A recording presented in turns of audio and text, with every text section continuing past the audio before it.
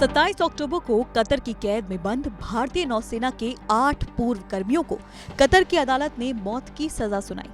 हर भारतीय, यहाँ तक कि मोदी सरकार के वरिष्ठ अधिकारी भी इस खबर को सुनने के बाद हैरान रह गए।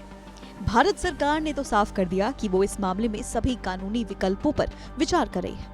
सबसे ज्यादा हैरानी की बात तो ये है कि कतर के साथ भारत के रिश्ते अच्छे माने जाते हैं। इसके बावजूद कतर द्वारा इस तरह का फैसला लिया गया और 8 भारतीयों को मौत की सजा सुना दी गई।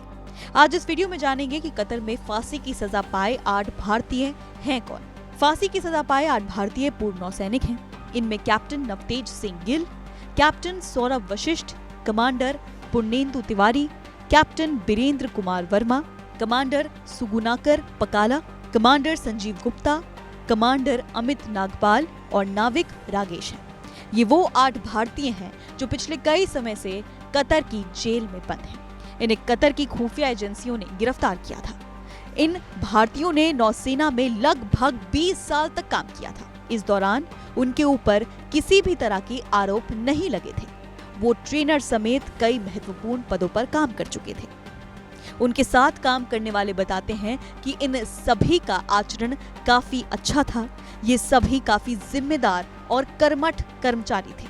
अब जान लेते हैं कि इन भारतीयों पर आरोप क्या है। दरअसल नौसेना के 8 पूर्व कर्मचारी कतर की एक कंपनी में काम कर रहे थे। इन लोगों के ऊपर जासूसी के आरोप हैं। पिछले साल 30 अगस्त को कतर के अधिकारियों ने जासूसी के आरोपों में इन 8 को गिरफ्तार किया था।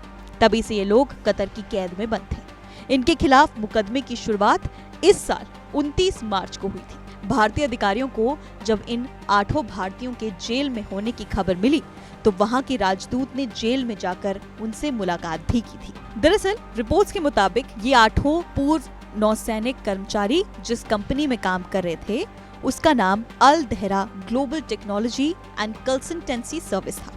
ये एक डिफेंस सर्विस प्रोवाइडर कंपनी है जिसका काम सैनिकों को ट्रेनिंग मुहैया कराना है। पिछले साल इन पर जासूसी के आरोप लगे और फिर इन्हें तुरंत हिरासत में ले लिया गया। हैरानी वाली बात यह है कि अभी तक कतर के अधिकारियों ने ये स्पष्ट रूप से नहीं बताया है कि इन सभी पर क्या क्या आरोप हैं।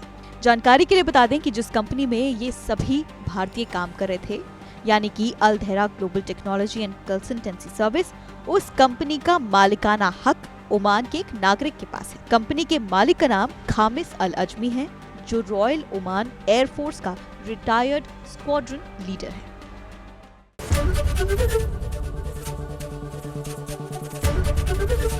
एबीपी गंगा, खबर आपकी, जुबान आपकी।